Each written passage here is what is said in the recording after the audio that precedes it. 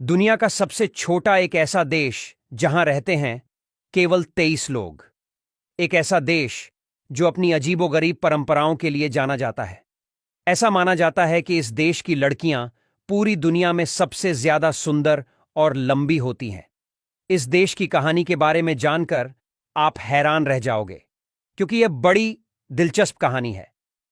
इस देश के पास है खुद की करेंसी, खुद का फ्लैग और खुद की सरकार, जो केवल इन 23 लोगों के लिए बनाई गई है।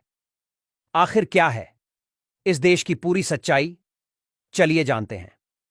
ऑस्ट्रेलिया के पश्चिमी तट पर एक छोटा सा देश है जिसे द प्रिंसिपैलिटी ऑफ हट रिवर कहा जाता है।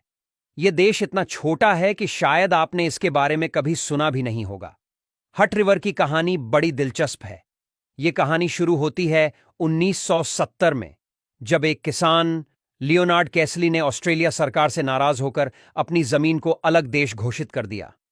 आप सोच रहे होंगे कि भला कोई अपनी मर्जी से कैसे अलग देश बना सकता है, लेकिन लियोनार्ड ने ऐसा ही किया। दरअसल उस वक्त ऑस्ट्रेलिया सरकार ने गेहूं की खेती पर पाबंदी लगा दी थी। लियोनार्ड के पास 75 स्क्वायर किलोमीटर की जमीन थी जहां वो गेहूं की खेती करते थे। सरकार के इस फैसले से वो बहुत नाराज हुए।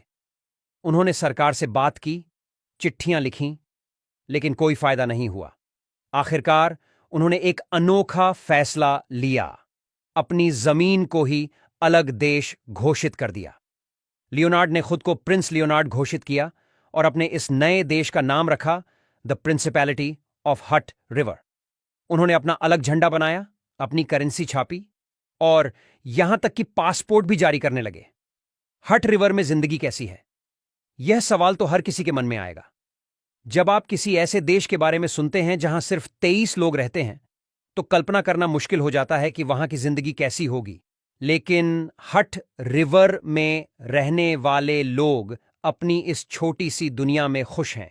यहां के लोग ज्यादातर खेतीबाड़ी करते हैं। गेहूं, जौ और मटर की खेती यहां की मुख्य आमदनी का जरिया है। लेकिन इसके अलावा यहां का सबसे बड़ा धंधा है पर्यटन। जी हां, दुनिया भर से लोग इस छोटे से देश को देखने आते हैं।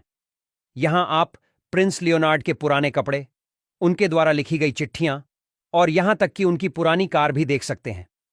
म्यूजियम में एक खास कमरा है जिसे रॉयल कॉलेज ऑफ हेयर ऑल्ड्री कहा जाता है।